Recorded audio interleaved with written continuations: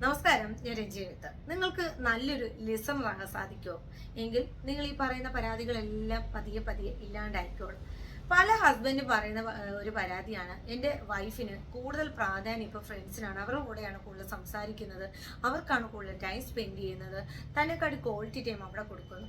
ഇവിടെ യഥാർത്ഥത്തിൽ സംഭവിക്കുന്നത്, നിങ്ങളുമായിട്ട് ടൈം സ്പെൻഡ് ചെയ്യാൻ വരുന്ന ഒരു സമയങ്ങളിൽ ഒരു ക്വാളിറ്റി ടൈം അവിടെ കുറയുക, അവരുടെ പ്രശ്നങ്ങൾ കേൾക്കാതിരിക്കുക, അവരെ മനസ്സിലാക്കാതിരിക്കുക, പെട്ടെന്ന് ഒരു ഫൈറ്റ് മുകളിലോട്ട് പോവാണ്. ജഡ്ജ് ചെയ്തും ആർഗ്യുമെന്റ്സ് നടത്തിയും ഇവർക്ക് മനസ്സിൽ തോന്നുന്ന ഒരു ഫീൽ എന്തെന്ന് വെച്ചാൽ തന്നെ കേൾക്കാൻ ആരുമില്ല.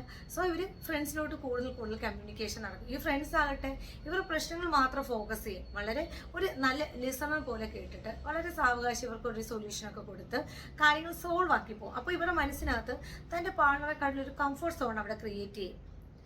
അവിടെയാണ് നിങ്ങൾക്കിടയിൽ പ്രശ്നം തുടങ്ങുന്നത്. ഒരു തേർഡ് പേഴ്സന്റെ ഇൻവോൾവ്മെന്റ് തുടങ്ങുന്നതെന്ന് വെച്ചാൽ കൂടുതൽ സമയം നിങ്ങൾ ആ തേർഡ് പേഴ്സൺ നിങ്ങളുടെ പാർട്ണർക്ക് വേണ്ടി ഇൻവെസ്റ്റ് ചെയ്യുന്നു, അവരുടെ പ്രശ്നങ്ങൾക്ക് സൊല്യൂഷൻ കൊടുക്കുന്നു.